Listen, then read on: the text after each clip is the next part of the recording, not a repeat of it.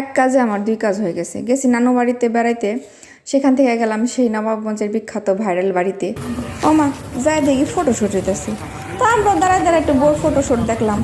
তো দেখানোর পরে এখন আবার ধরো মেন গেট দিয়ে যে ঢুকে গেলাম, ঢুকে যে এখানে বিল্ডিংটা দেখলাম।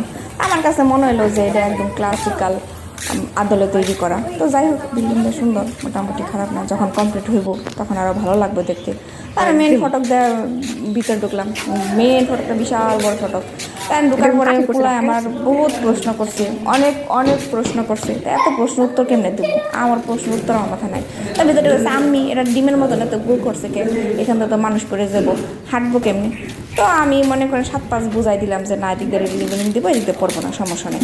তো বেরোয় দেখলাম যে সুন্দর একটা আকাশের দৃশ্য আমার মোবাইলে ক্যাপচার করে ফেলাইলাম।